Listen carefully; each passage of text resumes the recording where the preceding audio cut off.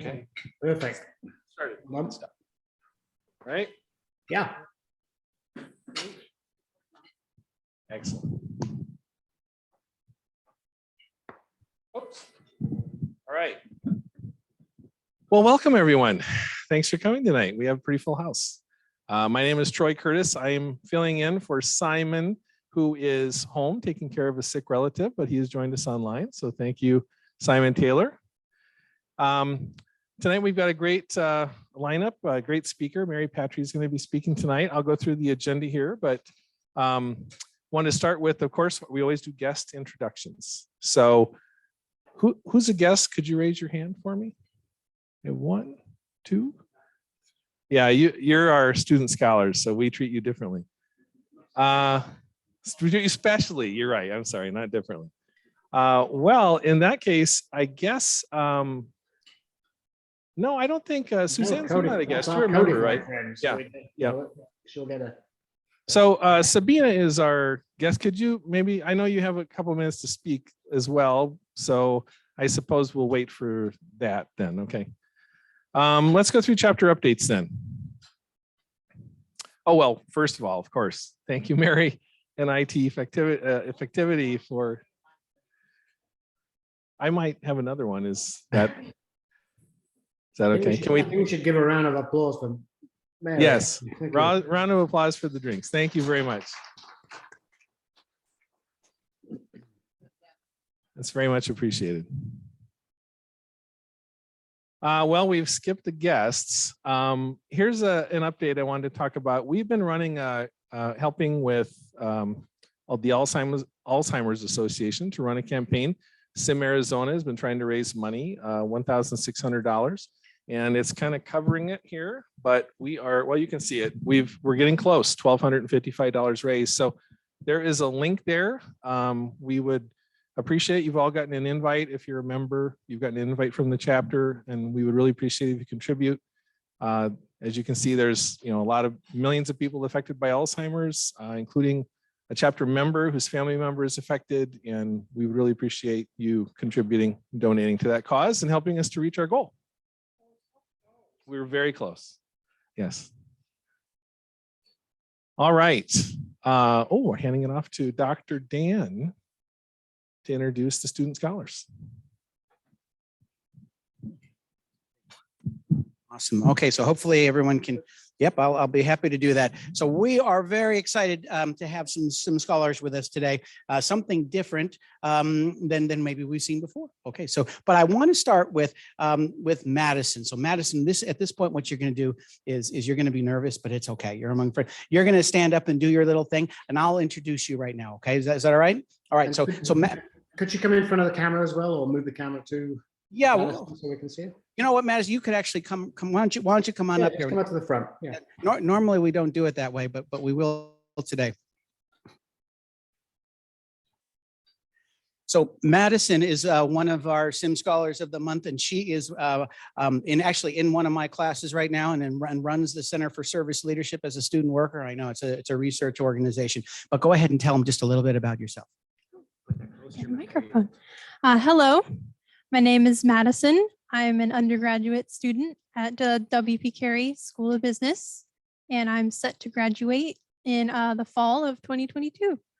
And I found that through all of my Java and Python, mobile web app development class, I've been presented with lots of programming challenges. I've had a lot of fun working through them and solving them and taking care of them. And I'm looking forward to presenting and having more opportunity to solve those issues in the future. Thank you very much for inviting me, and it was nice to meet you. Thank you very much. Thank you, Madison. You've got project management. All right, awesome. Be careful of Derek. So Joshua, you're next, and here's something that Joshua goes to Grand Canyon University. So just so you know, we can actually get another educational institution involved. He is a sophomore technically, but he's a freshman. It's his first year, but he's got so many AP credits that he's going to graduate really, really soon. So why don't you tell him what you're interested in and a little bit about yourself? Hi, I'm Josh. I'm a computer science major at JCU. my emphasis in the degree is in big data, and that's the thing that really interests me. I think machine learning is super interesting, and I'm kind of really interested in that. Right now, my current goals are just to get through school. I'm really excited to be learning like the more upper level stuff. I'm looking to try to get internships and potentially job in the field. So yeah, just thanks for inviting me. Awesome. Thanks. Thank you, Joshua. Thank you. Now we typically focus on how awesome they are academically, but I want to say that these two scholars have amazing things going on in their life. Leadership that I've recognized. In fact, if I can, when the semester's over, I'm going to offer Madison a job to be my grader TA office hours person. Okay, I'm just saying quality. And Josh just got his Eagle Scout, so he's a complete. Yeah, I know exactly. Those are the kinds of things. One other thing that I wanted to mention briefly, and you can't see this in the room, but one of the things that we did in terms of sponsorship in the education space was we are a bronze level sponsor for the SciTech Festival and everything having to do with the nonprofit foundation there at the Arizona Technology Council. So for the year, we've sponsored a lot of STEM activities because I know we've got a lot of people that are interested in doing STEM, and we're going to hear some more about STEM opportunities. But I just wanted to let you know that the SIM Arizona is actually a bronze level sponsor. So we'll keep this listed up here for the next few months, so that you know about those activities. You should see our branding too at all of the events. We will be part of that activity. So with that, I think I'm going to give it back to you. I have one more slide. Oh yeah, well I had numbers. Yeah. What is the SciTech Festival and all that? But yeah, we'll look at those another day. Okay. All right. How about that? All right. Thank you very much. And congratulations again, Madison and Josh. So now it's my opportunity to introduce Sabina. Should I try the last name again? All right, but I have to look at the sticker. It's all right. You gotta help me out. All right. Sorry, we practiced out when we were getting the drinks. Sabina Raja Sunandram. So I didn't get it. Well, welcome. Come up. You get a few minutes. She wants to talk about her company, Codify. And here we go. Thank you very much.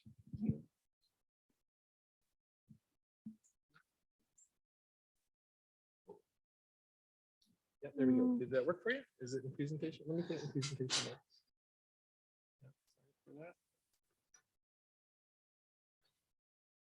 There we go. Is that the right slide?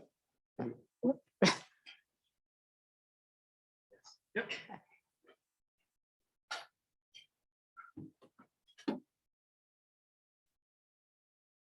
Okay.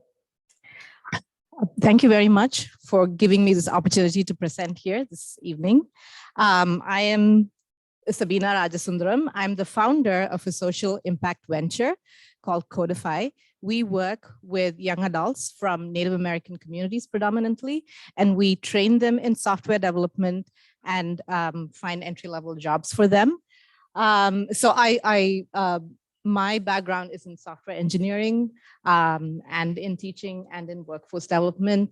And I found that my passion was to work with young adults. And so Codify brought all of these things together. So I started Codify in May 2020, just as the pandemic was beginning. And there was some thoughts and principles that we had when we started. One was that we wanted to serve young adults who are in communities, who have the greatest need. And to do that, we needed to partner with organizations that have grassroots access to these communities. The other thing we wanted to do was we wanted to offer our program at no cost to the students. So that means we had to be creative with funding and finding funding. We wanted to have a great quality program, and which meant that small class sizes, our students, we want our students, each of our students to have individual attention, to be known, to be cared for, to be nurtured. And then also we wanted not just to be a training, but to connect it to jobs, because this is workforce development. And getting that foot in the door is many times harder than the training itself. And then because It was a pandemic. We had to go virtual. Because we were virtual, we were able to offer opportunities to students who not just in the Phoenix area, but outside outside as well, in Arizona. Our focus is on Native American communities. Question to you: does anybody know how many First Nations, how many tribal nations are there in Arizona? What was that? Over 24. Well, little less than 24. There are 22 tribal nations in Arizona.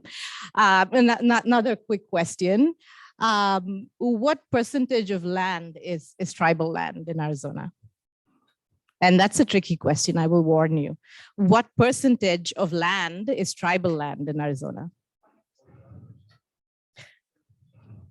Okay, so close. Okay, the two ways that you can look at it. One, if you look at what are the areas of Arizona that are sovereign nations, that have a sovereign government, that have self-determination, yes, that's 27% of Arizona. But in another way, if you look at it, we are standing on tribal land, right? So 100% of Arizona is tribal land. My home is in South Scottsdale, and that's in the land of the Pipash and Acoma O'odham tribe, also known as SRPMIC, right? And so when we think of it that way, that kind of shifts the perspective, right? When we think of Native American communities, when we think as here we are standing on tribal land. Just some statistics, and I have found that it's very hard to find statistics on Native American communities because of this asterisk phenomenon. Yeah, many times when Native American communities are mentioned, they say that the numbers are statistically insignificant, right, to draw any conclusions, or they group under other. And when that happens, this community that needs that visibility then becomes invisible. They become marginalized. The issues are not highlighted. They're not brought to the table, right? If we can't even recognize where they are and the dismal numbers, then we can't bring visibility to the issue. So my question to you would be, would you be willing to dig a little deeper into your organizations to find out what is the percentage of Native Americans in tech in your companies? Because this 0.3% is in the engineering workforce, and I found other statistics that said it was 0.05 in the tech industry. But this is something that we do, and we work with young adults from Native American communities, and we would love to partner with your companies to offer these opportunities to our young adults. We have partnerships, and it is through these partnerships that we recruit our students. So we have a partnership with the Hopi tribe. The Hopi tribe, the Hopi Nation, is about 3.5 hours away from Phoenix. We also have a partnership with the Phoenix Indian Center. It says Indian, but it's Native American. They have been, they're the oldest nonprofit Native American nonprofit in the United States, and they would be celebrating 75 years this year. Another partner is Chicanos por la Causa, and they've been in the Phoenix area since the 1960s. So it is in partnership with these amazing organizations that we are able to find students, train, and work with. And they are our village. These partners are our village of people who speak into the lives of our young adults. So we offer 12-week software development training virtually at no cost to the students. Following that is an internship. One thing that we love doing is we have students in the Hopi Nation. We are able to find virtual internships for them so that they can remain culturally and socially involved in their communities and still work and also contribute to the economic development of their community. So the funding has been the tricky part. Whenever there's workforce development funding available, we make use of it, but not all of our partners have workforce development funding. So we ask employers with whom our students do the internships to contribute toward the training. But, even if there is no workforce development funding available, we will still train the students because that was one of the principles with which we started. So these are our cohorts, small class sizes. Cohorts 1 and 2, we had Native American, Hispanic, and refugee and students from the Black community. Our cohorts 3 and 4 have been completely Native American. So this is our cohort that we're working with currently, and we are looking for internships for several of them. We have 2 cohorts a year, a fall cohort and a spring cohort.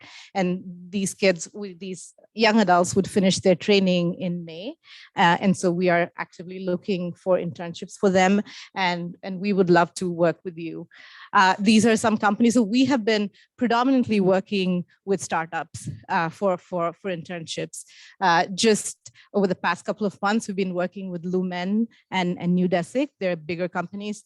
It takes longer to get those internships, but with bigger companies, then there comes more stability, and they have more time to mentor our students. Startups are a bit chaotic. We're very grateful for what we have with the startups, but I think we would love to work with bigger companies, and we would love for any funding. If you have funding to help with our training costs, that would be amazing. We also bring professionals into our classroom to speak to our students and to also help them learn to network. It is an experience for them to know how to talk to professionals, to learn how to ask questions, what questions are appropriate, what questions not. And so this has been a great learning experience because it's a really small group, and they can ask questions, they can learn, we can give feedback to each other. But it also gives our classroom visibility in the tech community, and it's really helped our students as well. We bring Native American professionals so that our students have role models that they can look up to and say, hey, this person came from my very small village and they've made it, and so can I. I just wanted to share some demographic data. We have 35% women. We've served predominantly Native American young adults. We weren't able to find internships for all of our students, but all of our students for whom we were able to find internships were either hired by the company or found other employment because of the experience they had with the internships. Yeah, and we would love to partner with you. I can give you my card. My information is on the last slide, but we would love to work with you to develop talent from underserved communities, create a diverse, equitable, and inclusive workplace, and also close the wealth gap. Thank you very much for this opportunity to share with you today. Thank you, Sabina. Yeah, that's amazing. So obviously anyone whether you want to sponsor a student or speak or mentor, it sounds like some great opportunities, and certainly appreciate you bringing this to our attention. Wonderful. Let's see, and now I need to find your presentation. It's this one. All right, and is that in presentation mode? Yep, let me hide the control thing again. All right, can you hear me? I've got this. Can you hear me, Simon? Absolutely, perfect. All right, fabulous. And first off, thank you, everyone. Most of you know me already, so we won't spend any time on introductions. If you don't know me, where's the remote? It was right here.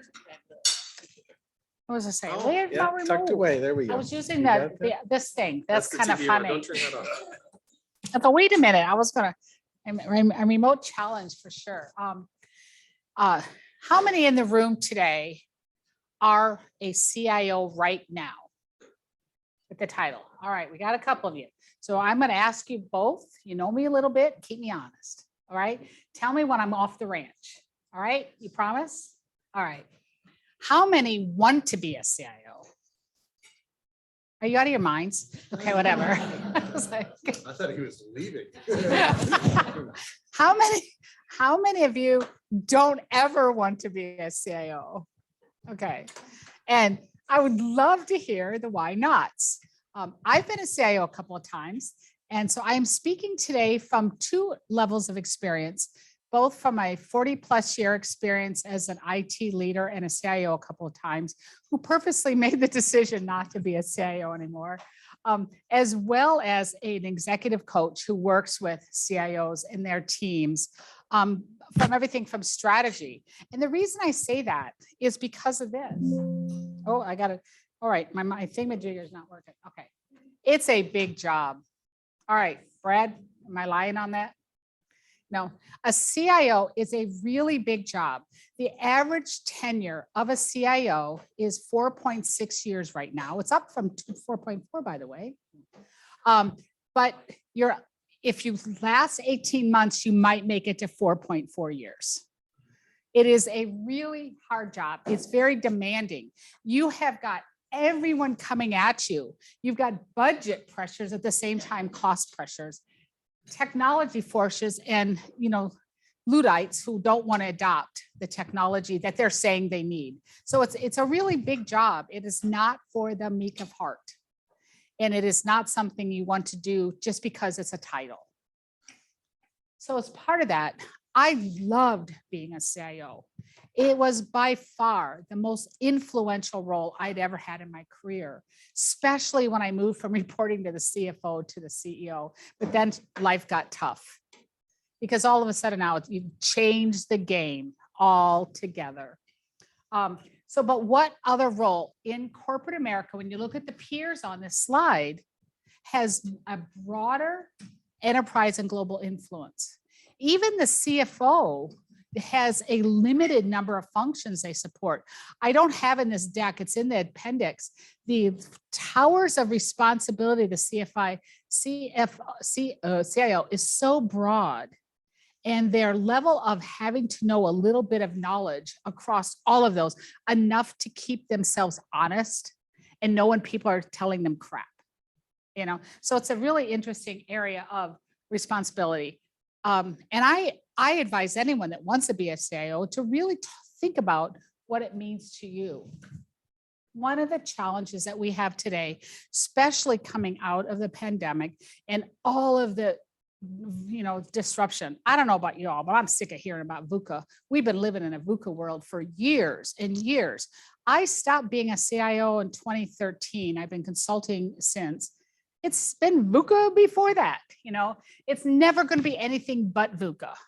VUCA is volatile, uncertainty. What's the rest of VUCA? I can't remember now. But it's right now, one of the things that the business is saying about CIOs is that we need them to be better strategic partners.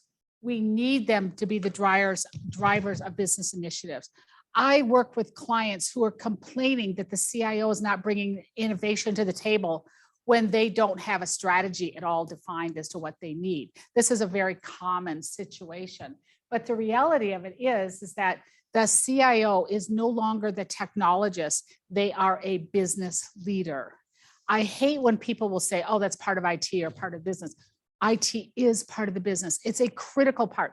Tell me a business today who does not have a high reliance on technology. I want to talk about it. Tell me if you know one. I want to see why. I'd like to explore them. So I really have scoped this conversation down. I could talk to you for hours about this, but there's three major areas that's an obstacles to holding the CIO back from being the strategic business partner that the business needs them to be. And they're heading here. One is acting like a business leader.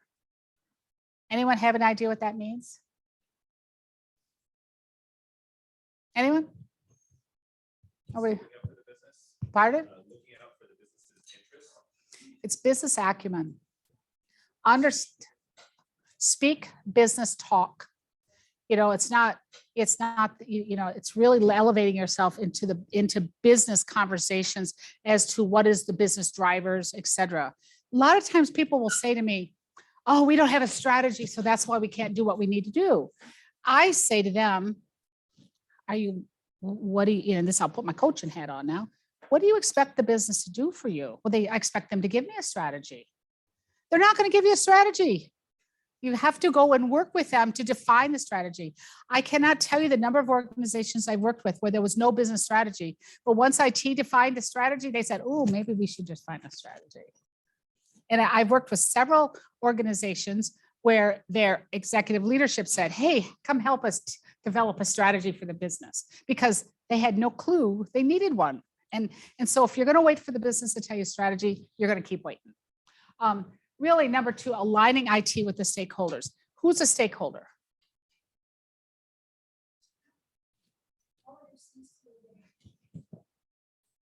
Yep. Who else? Yep. Who else? Who else? Who else? Your employees. Okay, so it is a very broad breadth of aligning IT of understanding. And we'll talk more about that in a minute. And then managing talent and change. Who has not heard of the Great Resignation? I hate that term beyond belief because it's really the Great Reflection. And we'll get into in depth on each of these 3. So I'm going to spend my time today with you is kind of drilling down into these. And at the end of this presentation, there's a whole bunch of stuff tools and stuff that I put in the appendix as well, because there just isn't enough time to go through all of this with. This is one of my favorite slides ever. How many of you fly often?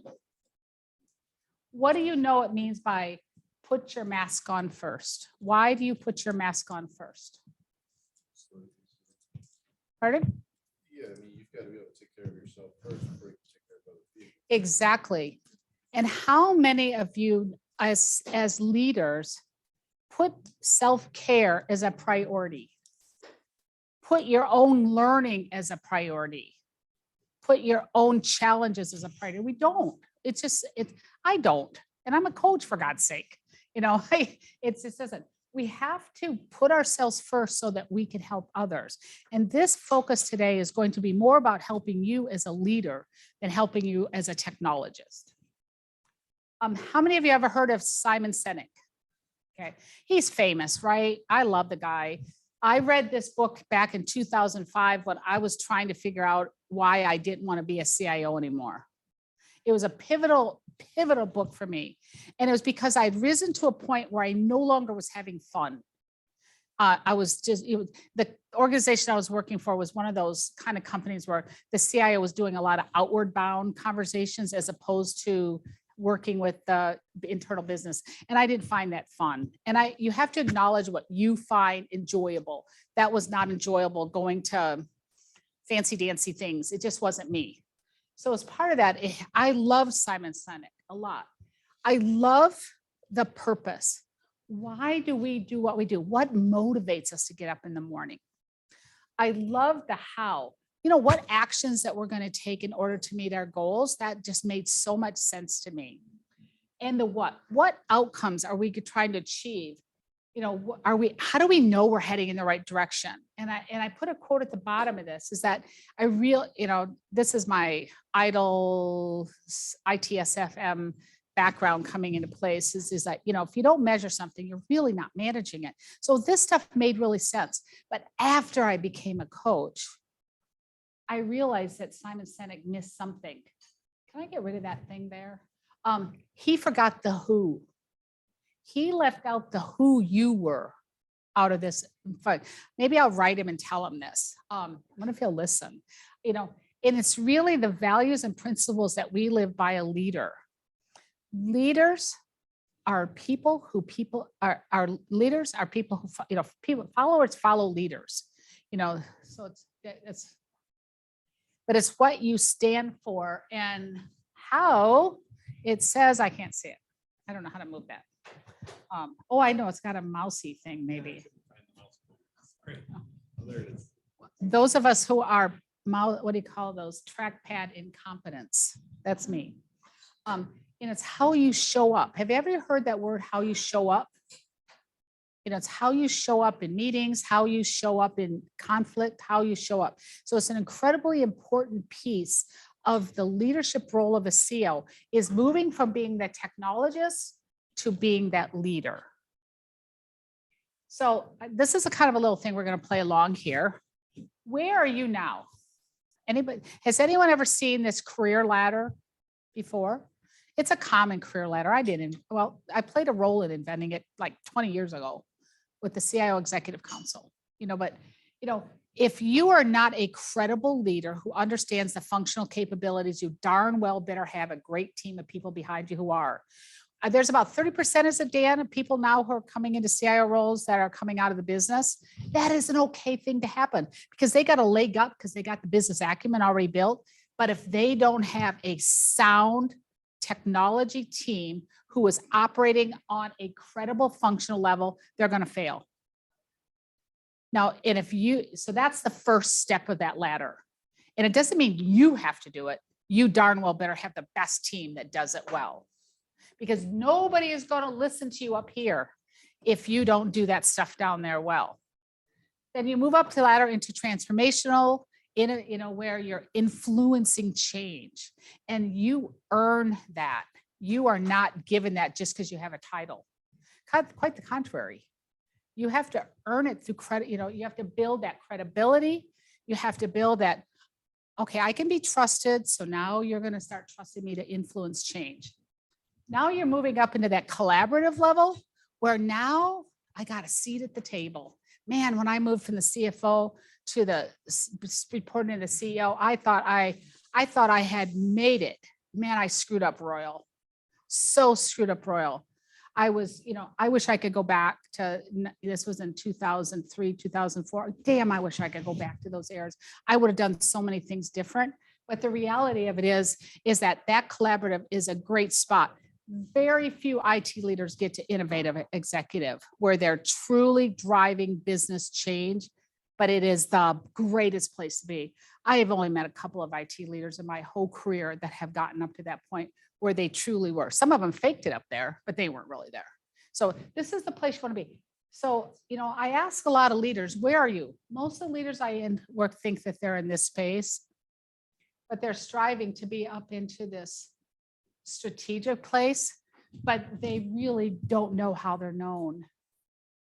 It's a mystery to them. And that's one of the areas that you have an opportunity is to figure out what do they really think of you as that collaborative leader type of a relationship that you're perceived to be, and you are actually delivering strategy. And the question always comes is, what do you need to do to get there? It's a commitment to work.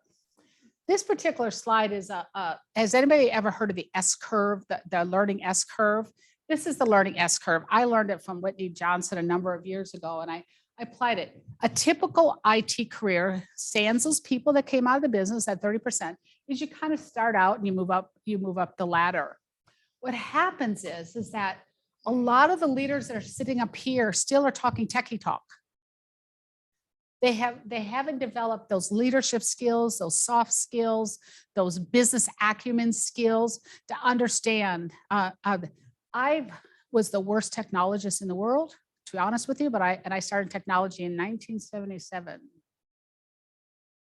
But the secret to my success was I was really good at applying process to the solution, and I loved what technology could do for the business.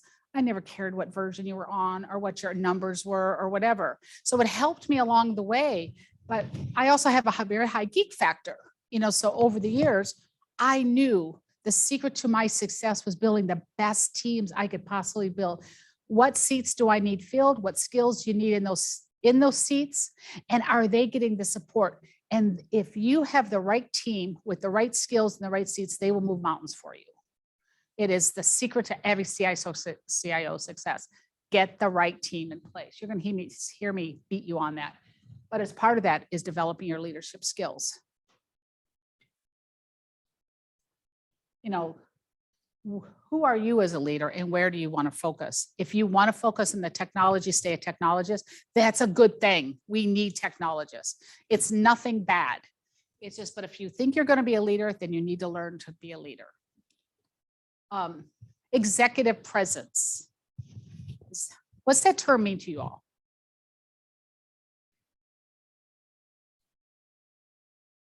Nothing? Wow, you guys are so damn quiet. It means that people feel like you are you are there in the discussion, and you are participating, that you are not passively Mhm. there. That's a good answer into it. Brad, you're a CIO. What does executive presence mean to you? It's the way you show up. You know, when you're in a meeting, I always look at it as if somebody were observing one of our meetings, they would not pick me out as the IT person. Oh, that's beautiful. I love that. I love that.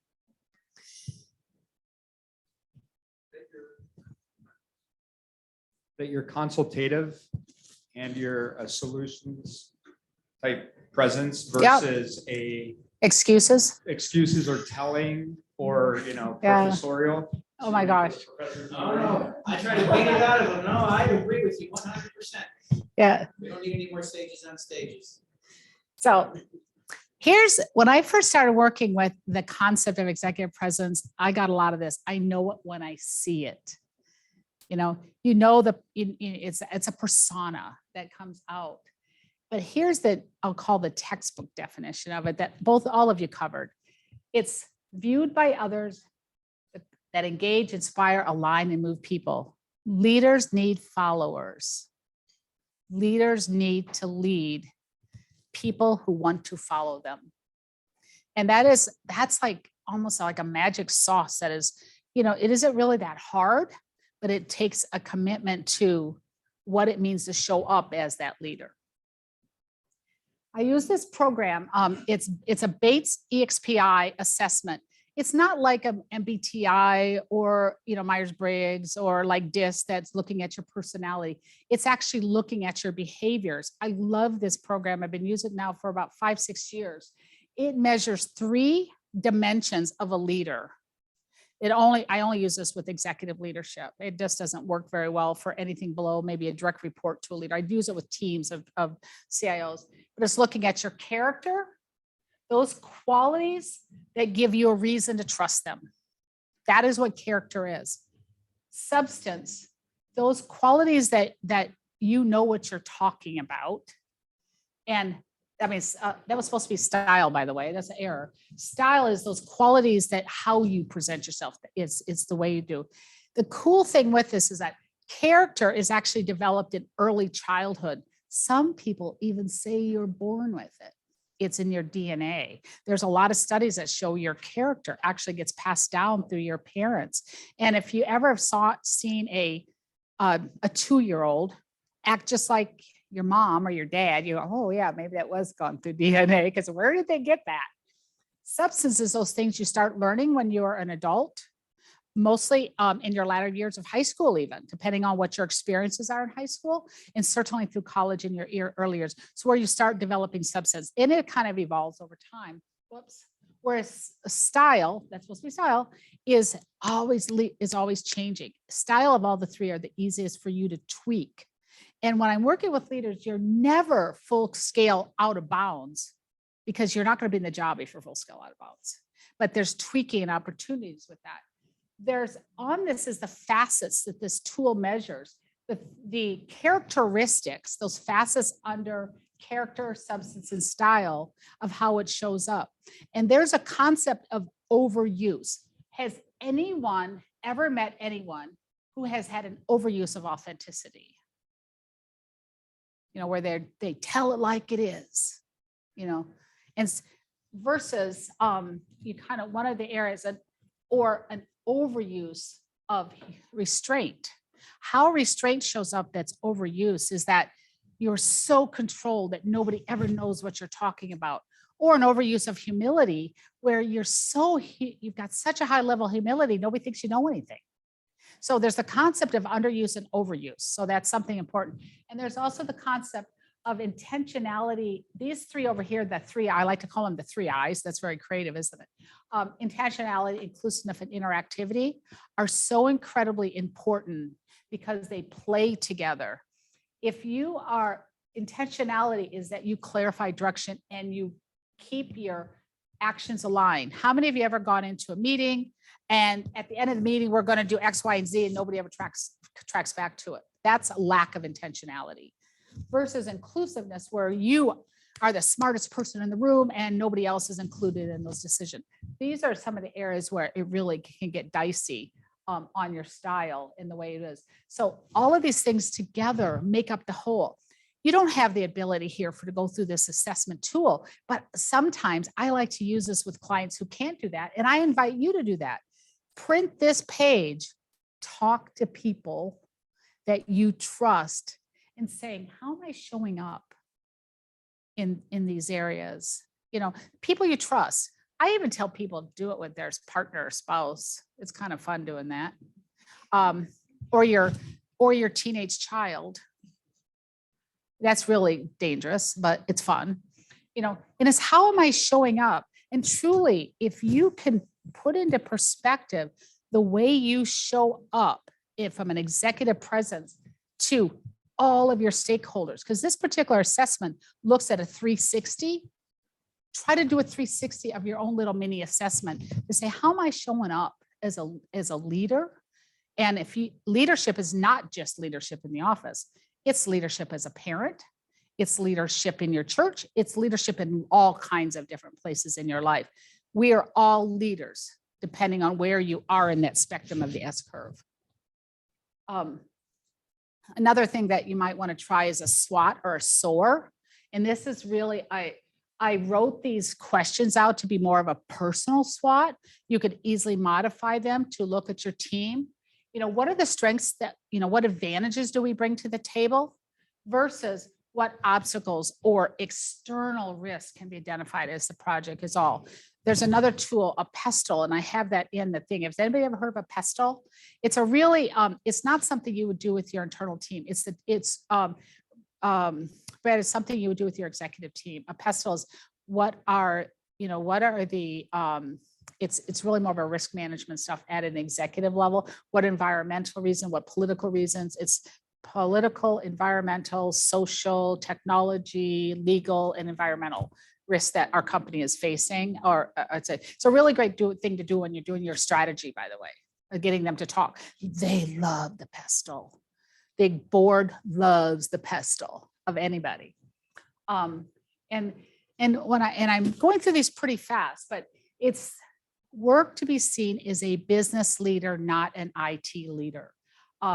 In this particular chart, this is something I got out of the infotech stuff, is that when you have business goals are clearly defined and understood by IT versus clearly defined, published, and aligned with business goals, the effectiveness when your team understands what they have to do and how they play into it is incredibly, incredibly powerful. You know, this is a thing where you as a business leader, an IT business leader, it isn't just a matter of making sure the business understands what you're going to do for them.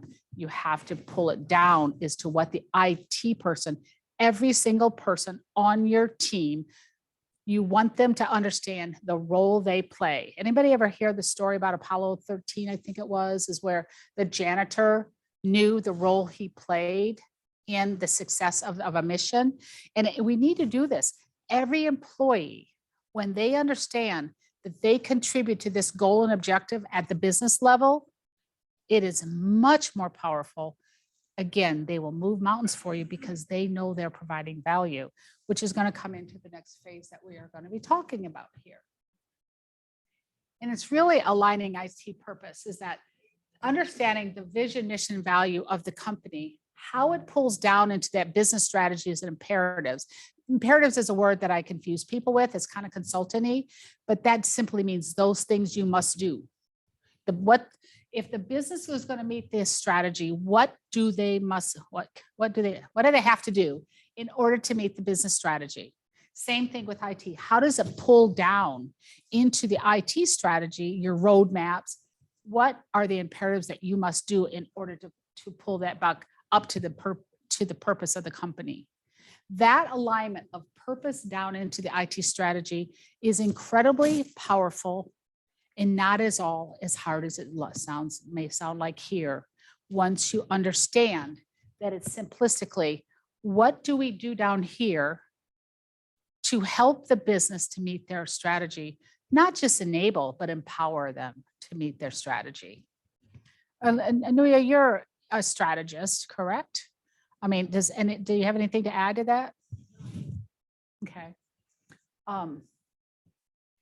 And so now we move into, I'll call the stakeholders, and that is really a lot of IT people, a lot of people that grew up through the administration aren't terribly comfortable here. They're kind of like, oh, you know, I have to get out and talk to people, you know, but it's incredibly important that you know who your stakeholders are and what is important to every one of that personas of a stakeholder.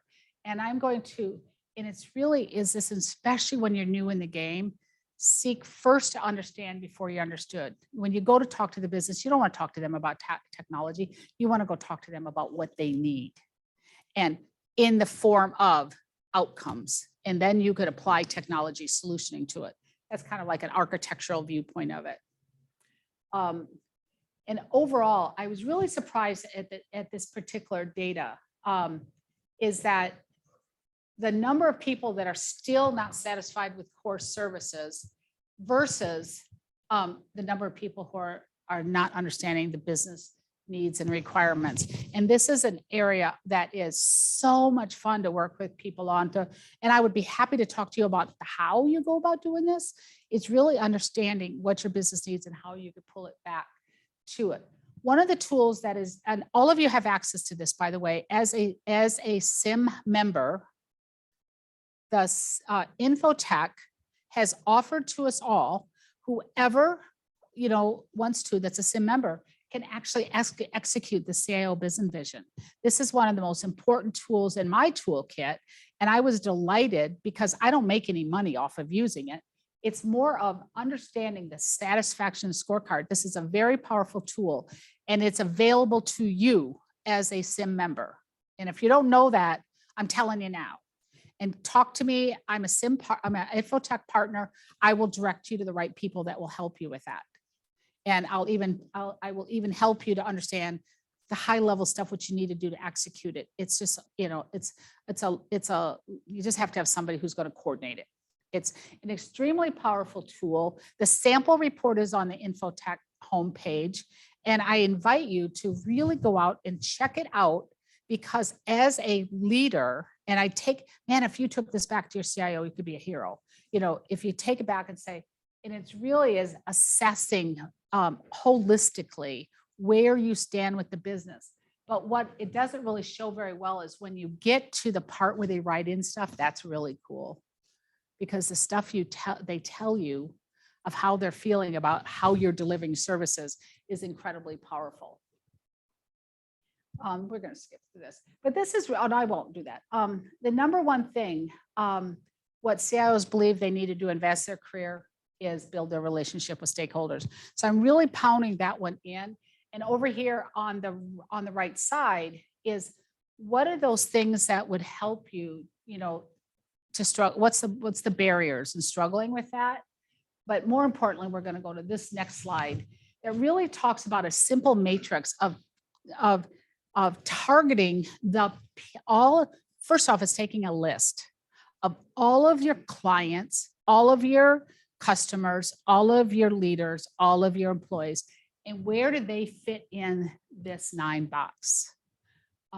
Where you want to be able to identify by persona and by individual. You might have the head of marketing he's kind of cynical. He's sitting down in the low influence, but he's highly engaged, meaning he's a pain in the butt.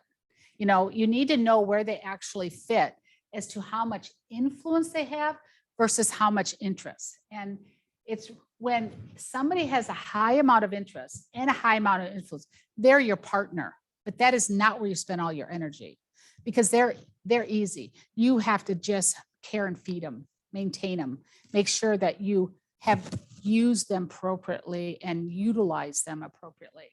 Where you really want to spend a lot of energy is on those people that have a high level of influence, but really have a low interest, because you need to bring them into the fold and engage them into the conversation. They've got a lot of influence, but they don't care about you. So you have to figure out why they don't care about you and how you could get them to care about you.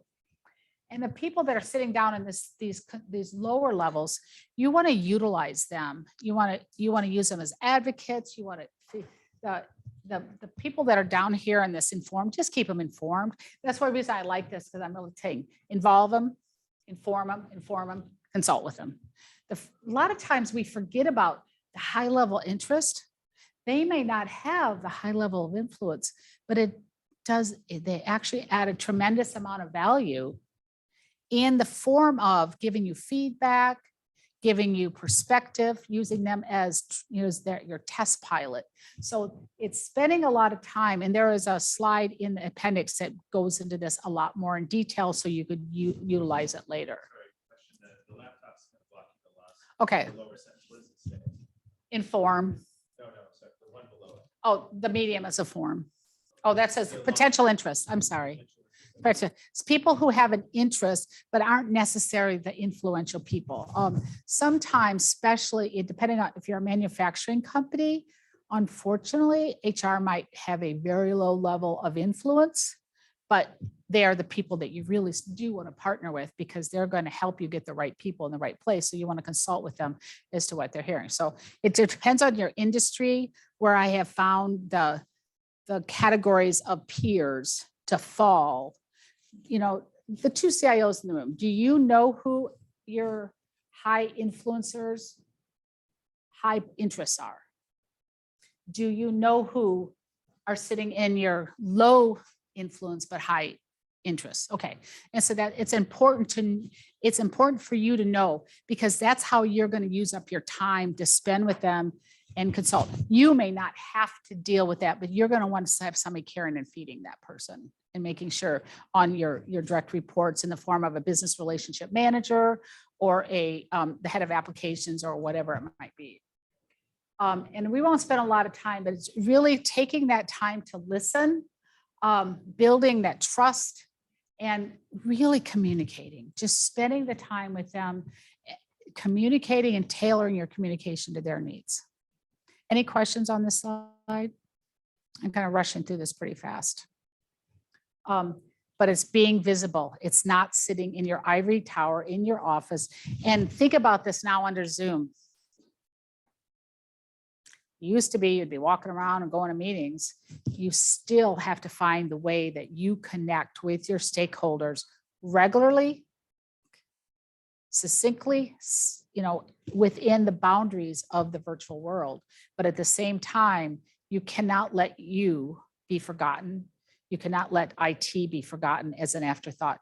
I'm seeing that so much where IT is, oh, I forgot to talk to IT about it, type of thing.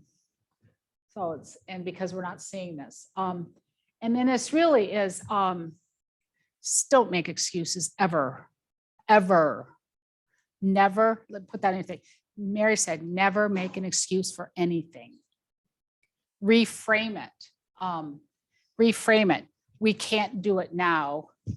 Is doing it, 3 months from now going to work for you? If not, what can we readjust? It's really the way you have that conversation. Never use excuses for anything. I say that to all IT leaders. Never, ever say we can't do it because the budget we cut. We can't do it because we don't have a strategy. We can't do it because we're always getting interrupted by security. We can't. I had a rough morning this morning. I spent 2 hours with a client hearing this stuff. So I could go on and on and on about excuses right now. And it is. But, so we talked about the stakeholders. Now we're going to come to that third leg of that little triangle. And it's the people. It's the part I love the most. I really do. It's managing your talent and change. And I call it the great reflection, because people, we have got literally hundreds of thousands of IT jobs open in the United States. Depending on the region of the country, the price of employees have gone up. I know here in Arizona, I suspect it's gone up, the salary costs. So we really need to really spend a lot more energy than we have had, is not babying or it's in caring and feeding, but really managing their engagement and their involvement. This is an old saying, People do not leave companies, they leave managers. They leave your managers. They leave you. And the cool thing with that is you've got more control in that than what maybe you're giving yourself credit for. And it really is, number one, is do they feel a sense of purpose? These are the reasons why employees leave, especially through COVID. You guys, IT employees really busted their butt through COVID. They hit the mark. I was never more proud of the community of which I chose 1977 than I was in 2020. But they burned out. There's no boundaries on the day, especially in those people that were managing core services on applications and infrastructure. Lack of flexible work options. Yes, they're working at home, but you never turn it off. So there's been a lot. And one of the big issues was relationship with management. Oh, really big. It's when is the last time, it's a common question. When is the last time that you have talked to? When is the last time you have sought their feedback or their input? So there's just an overall lack of career growth. And as one of the things that I also saw weirdly, a lot of companies I was working with were making money hands over fists during COVID because depending on the industry they were in, their market was really up, and bragging to the employees about how much money they made, but then giving pittance for reviews. Don't do that. Don't let that happen. I mean, and it's serious. It's like, oh, our profits are, our stakeholders are blah, blah, blah. Oh, by the way, you get a 2% raise and you're expected to work 55, 60 hours, as a norm. And that's why people are saying, I don't need this. I don't really need this. And then on top of it, especially if you start looking at millennials and the Gen X's, those Gen Zs, they want to know what purpose I'm doing this. And you haven't even tied the business back. You haven't tied their role in the business to the purpose of their lives, or is the purpose of the business something they can buy into and get excited about, and finding a way to translate that. Sometimes you can't. If somebody is vehemently opposed to some sort of environmental issue and your company isn't causing environmental impact, they shouldn't be working at your company. They should probably go work somewhere else because you're never going to fix that. But at the same time, if your company is that you have a low, an entry level service desk operator, and that's usually the entry level, helping them to understand that they are the portal to all of IT, that without them, IT would not work, because that's true. But really giving the credibility and the respect to every single person in the organization. And this is where it's really employers, the managers need to help them to be prepared, or they're going to lose the talent. They will lose talent to those that will. I've heard so many times where people will say, oh, that's their job to figure out what they want to do with their career. No, it's not. Just like it's not the job of the CEO to know what they need from an innovation standpoint. It is your job as leaders to help them to figure out where they can take their career. What is the options that they might have within this vector of availability in the company? Or do they need to leave the company? And that's okay, because your reputation as an employer is going to go with them. You and I have talked to you guys more about retention. Retention and reputation starts during the hiring process to leaving. It's the cradle to grave is where your retention reputation is being built. And I'll say that is, be that leader that others want to follow through this kind of cute little diagram I have here, is hold together. Don't stop team building just because people are now working remotely. There's techniques that you can put into play in order to engage people from a teaming perspective. And that is not the topic of today. I'd be happy individually. I'm happy to share with you ideas about that based on your situation. But it's incredibly important to continue developing the culture and redeveloping the culture of your organization, because a lot of culture got lost because of remote. And this is just a slide, is that every single person, even if you have 3 layers, 4 layers below you, you should know their name. You really need to spend that time to knowing who that person is, so that when you see them on a meeting, you don't have to know their life history. You don't have to know the intimacy of their employees, but you should instill a culture within your organization that the managers know. The managers know that they had a new baby and their wife is having, a lot of medical issues because of it, and it's going to affect the way they work.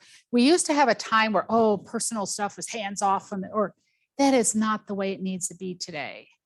There's too much blending of personal life with work life. There's no such thing as work-life balance. It's called work-life juggling. Because you are, especially when you have people that are in your workforce that might have an aging parent, they might have a child, they might have a situation that they're dealing with. So it's really what's important to them. And I say that even at the highest level, I advocate that at least what they look like, that they work on your team. I had 150 people for me once, and I got an elevator and a guy said hi to me. I didn't know he worked for me. I was so embarrassed, and after that I said, this is never going to happen again. That somebody says hello to me and knows I'm their boss's boss's boss, and I didn't know who they were. That was horrifying to me and embarrassing and wrong, type of thing. The guy was in a pretty important role. I didn't know who he was.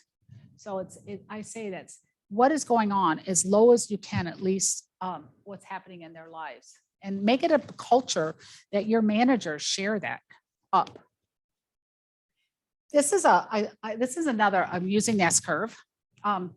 It's the way we grow. It's a continual process. We start with skills, and as we're moving, can everybody see this growth curve? As you're moving up the growth curve, that's the fun part. You're learning. Who doesn't like to learn? I love learning. Does anybody here like, oh my God, I want to be at the top of that curve and be the SME and sit there? Not many people. You have them, and sometimes you need them. But what happens when people sit at that top of that SME level too long, what will often happen is, I call it fall off the cliff. They become bored, they become disillusioned, they kind of lose their purpose. Anybody ever know anybody that fell off the cliff? No. And what's important as a leader is understanding when they are hitting the top, where else can they go? And that is not something an employee is going to know all on their own. What are the other, where else can their skills be applied and grown? Where else can their interests be explored and grown? So it's a continued growth throughout our life. My husband is 76 years old and started taking piano lessons at 73. Many people thought he was out of his mind. They really thought of out of his mind when he bought a piano that cost more than a Tesla. And he tells everybody that's his Tesla. But I was never more proud of him, because we're continuing to grow throughout our life if we have a fulfilled life. When you get up here into that retirement age and you're no longer growing, come and talk to me, because I might be dead by then. But I'd like to encourage you, don't stop growing, because it will not be any fun. You won't have purpose. And that's what happens to people's career. It's a slide up and down. Does this resonate? I'm seeing some heads shaking. Anybody think of a time where they were on this ledge and was lucky enough to refine their purpose without falling too deep? Getting some head knocking. We've all been there. We've all been. And this is another thing that we don't, all of you have heard of SMART goals. If anybody heard about a Delegate SMART? It's like came to me a few years ago. It's like one of the best ways to learn and to grow is to be delegated to something that you don't know, something that scares you. There's a it's been attributed to Eleanor Roosevelt, but she really didn't say it. But it's every day do something that scares you. You're not going to go and do something scare you unless there's a purpose behind it or some driving force. But the best way to do something that scares you is have someone delegate it to you. You know, say, and with the encouragement and support that I can do this, because, you know, type of thing. And I took the SMART mindset of a SMART goal and just flipped it for a goal. You know, be specific about what you want done. Agree on what the measurement, what success look like. You know, assure it's an achievable goal. You don't want to give a service desk administrator an architecture role. You know, you want to make sure it's within their scope of growth and that it's relevant and what the time. Just apply that to it and let them go at it. Don't tell them the how unless there's a reason they have to do it the how. It's no fun to be told how you have to do something very, you know, where it's micromanaged. It's a lot more fun when you can apply some creativity to it. So I add that in there because it shows trust in them. It helps them to grow. So I love when you delegate. It's just like, this is kind of my rules for delegating is when I don't want to do it. You know, it's a delegation to be done when it's not your strength and someone else has more skills. A lot of leaders don't want to admit they don't have the skills, but darn it, you don't have all the skills. And you know, and it really only needs a lower level of expertise in order to do that. And it's going to take it's a good training, and it's really I don't really put that on it. It's the stuff I don't want to do. But you don't want to delegate when it's politically challenging. You don't want to delegate when it has to be done a very specific way. Get the person who knows how to do it the specific way, or they're going to take too long to complete it because they don't know how. You really want to be very specific about when you should delegate, but do delegate if there's creativity and openness to how to do it. So this is it's a rule of thumb that always is going to have reasons that doesn't work, but I have found it works pretty close. Does that make anybody disagree with anything here? Please speak up. Here's this, no longer on my job description. I'm telling you, tell me you're not still doing so. Tell me, be truthful. There's something you like doing, and though it's not yours to do, you still do it. Everybody does that. Yeah. Okay, I saw that over there. You know, but now this is going to involve y'all getting a little active. Has anybody heard of Marshall Goldsmith? Good, it's a few people. Have any of you heard of the book, What Got You Here Won't Get You There? It's a great book. And Marshall Goldsmith is he's a guru coach, one of the oldest. He's so great that he coaches for the top probably 10 Fortune 100 people, and he doesn't charge them unless they want to pay him, you know, but they always pay him hundreds of thousands of dollars. So he's awesome, but he's quirky as all get out. But when you get a chance, Google Feed Forward. I had the chance a few years ago to meet Marshall personally, and he called me up on stage and he used me as, you know, to practice this. And I love the fact that he kind of knows who I am now. If I write him, he actually writes me back because he really is the top world, you know, executive coach. But Feed Forward. How many of you ever asked your employee, how did I do on that? What do they tell you? What do they tell you? Somebody tell me. Yep. Because it's uncomfortable. You're not going to tell your boss they really stunk at it, or they could have, you know, they should have done or whatever. How many times even, and this really is a great tip, by the way, for your children and your spouses. I use it all the time on my husband and my grown kids. You know, you don't give feedback. Take feedback out of your vernacular because it's retrospective looking, it's critical, it's critiquing. Versus if I give a feed forward input, it is, the difference is, why didn't you versus what would it take going forward to do blah, blah, blah. Would that be something that you would feel comfortable with? So it's really just flipping it to a growth mindset. And if you Google Marshall Goldsmith Feed Forward, you will have him watch him visually demonstrate the power of it. But it works for reviews. it works for so many different things. And like I said, including talking to your teenage kids. Because as soon as the way it works in our brains, our amygdala, as soon as someone criticizes us, we, stiffen up. We end up getting a little bit anxious about it. So we're going to play a little game right now. Okay. Take a minute to think about one behavior or change you would like to make. Stand up with a partner next to you that you've not, and better, it'd be great if you had in Chismeet, but we're a small group. You probably met anybody. Describe your goal and ask that person for one suggestion that would help you achieve your goal. Listen without judgment. The only thing you could say is thank you. No excuses why it won't work. That's how you use feed forward in another sense in order to get feed forward advice, input into the ideas that you have, as opposed to the feedback.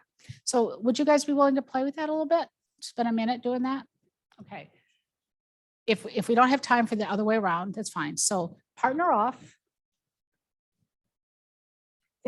Just think what goal that you'd like to achieve. And I'm trying to make you feel uncomfortable of asking for advice. Here. I think Derek's going to partner with you.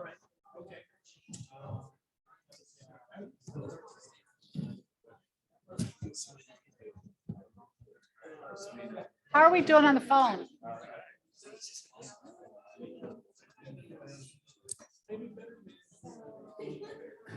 Yeah, we're doing okay. Thanks, Mary. Okay, is it sounding okay for you? Yes, perfect. Well, we Okay. don't hear the audience too much, but that's Okay, fine. yeah, they're kind of mingling right now and Yeah, I talking. can see that. Yeah.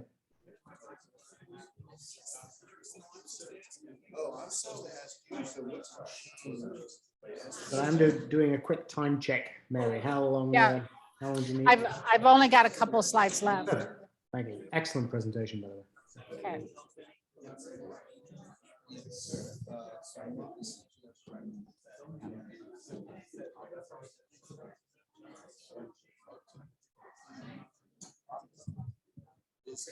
Okay.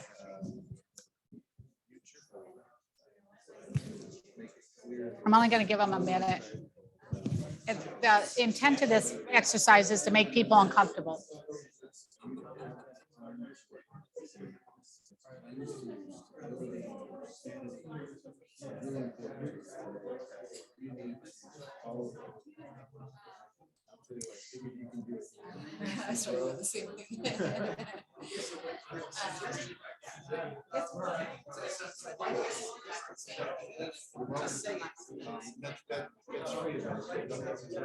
I wonder if there's a gluten-free.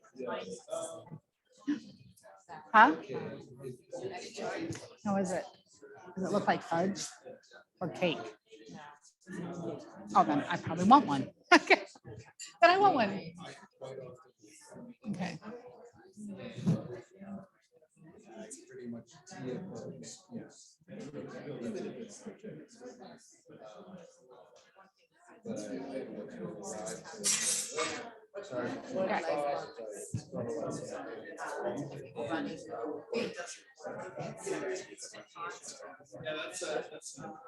Thank you. Yummy. All right. Okay, we just got to give you a few more seconds.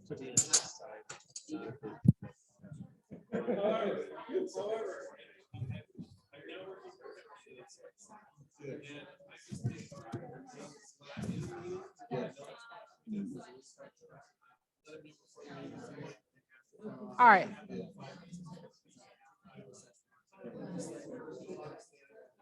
Okay, if I had a bell, ding-a-ling-a-ling. Okay. We're gonna get everybody's attention back. This is awesome. I can't get people's attention. I love it. I'm gonna do that. Is the glass break? Oh, yes, okay. Hey, everybody, while you're up and kind of thing, there are some fantastic looking desserts over there. I had a new you bring me one. So you might want to grab a dessert before it's over because those would be a shame to go to waste. How uncomfortable or how comfortable was that for you? Good. It's because, and why was it comfortable? In essence, admitting, hello, in essence, you're admitting to a weakness or A vulnerability. vulnerability, something you're, yeah. I mean, and it's as a leader, even just as a professional. Yeah. you know, You're supposed to not be late for meetings. I want to get better at that. Yeah. So, and it's really is the of knowing who you are, where you sit, and what you can do and engage with your peers and your sport. It's a really powerful thing to ask of anybody in your life is, what can I do better?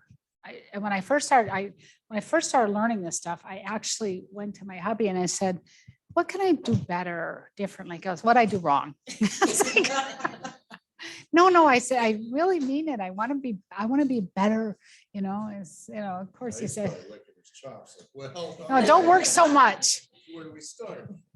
Oh, it was the rule was really not, it was a lot harder than you think. It's not to have any devices at the dining room table. So, okay, all right. Type of thing, but it truly is.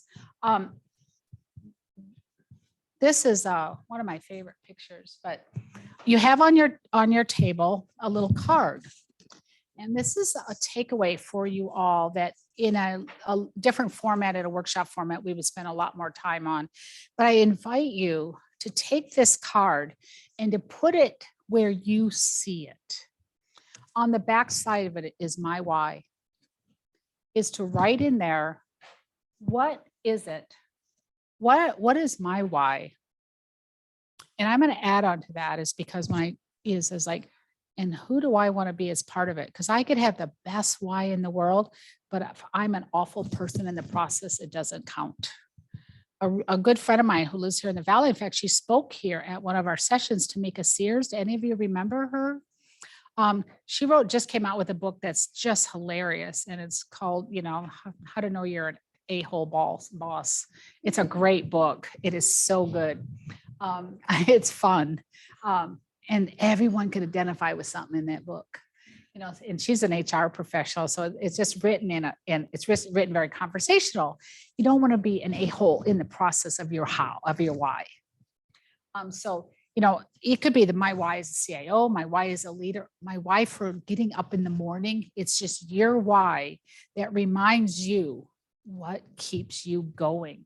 It could be, I want to get my kids through college. It's important for me to get my kids to grow up to be productive adults.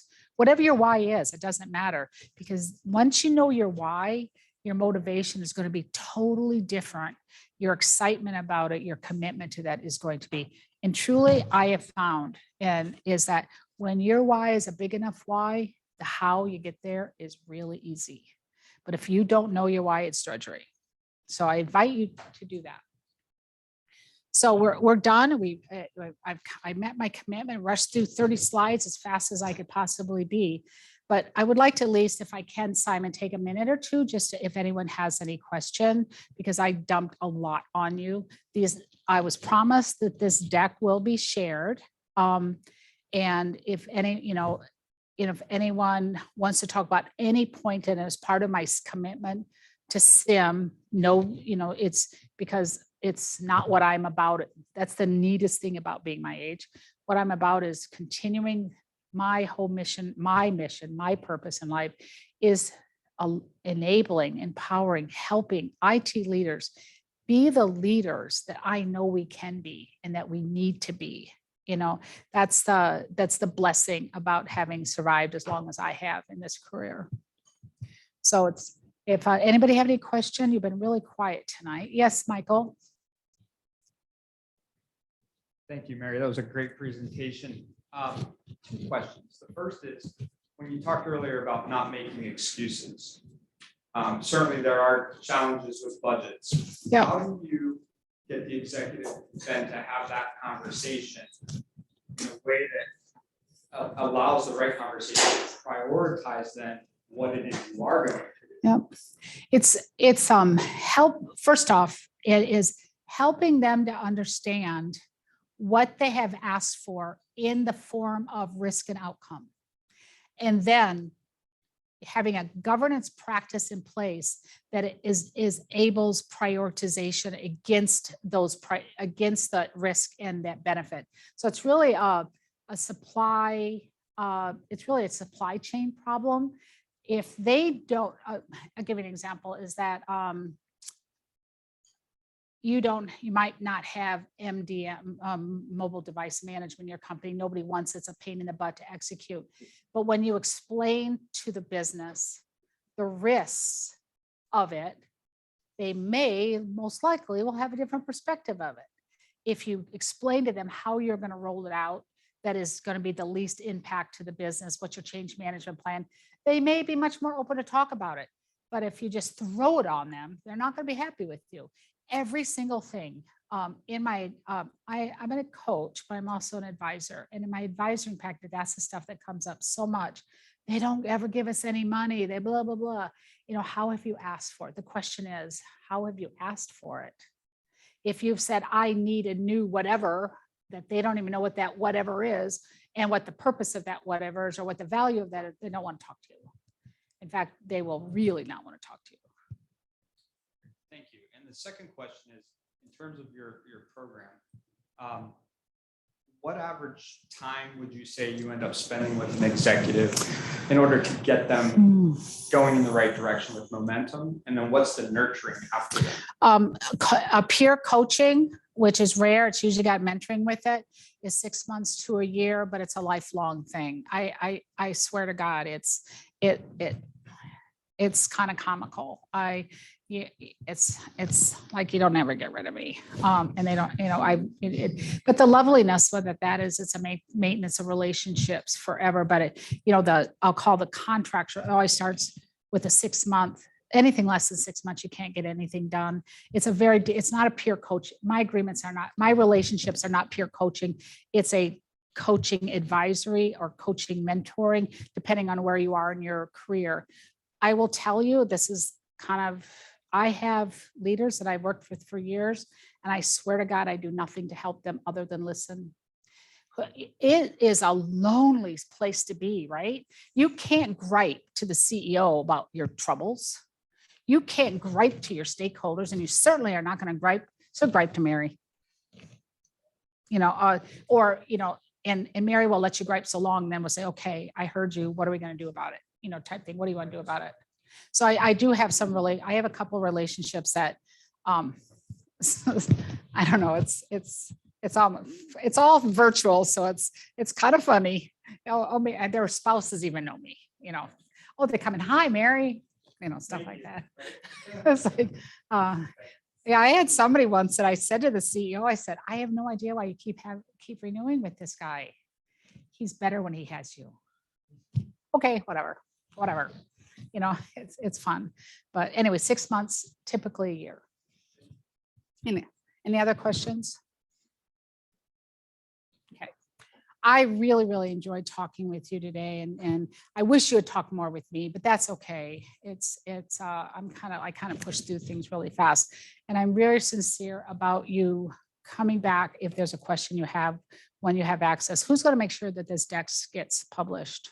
Who does that? Okay, I don't know who did that. And I end up every year give a little gift to my clients. I had a bunch left, so I gave you some. Weirdly, I think it has my Christmas card in there, so don't think that's weird. Because we sat there one night, loading these boxes, and it's just a cute little folder or little binder thing. But anyway, thank you. Thank you so much.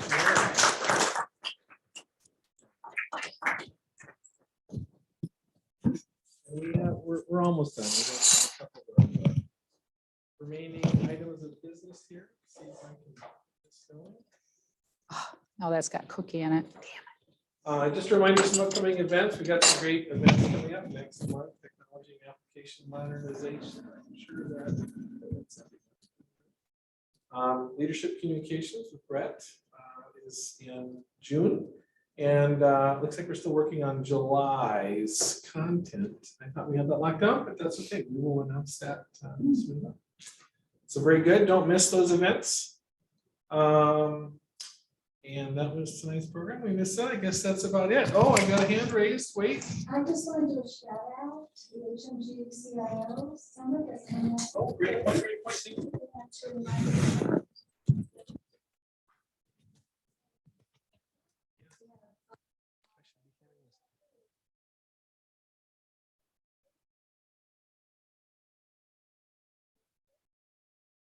May 3rd, HMG CIO Summit. Right. Marriott Desert Ridge. Great. Yeah, thanks. Yeah.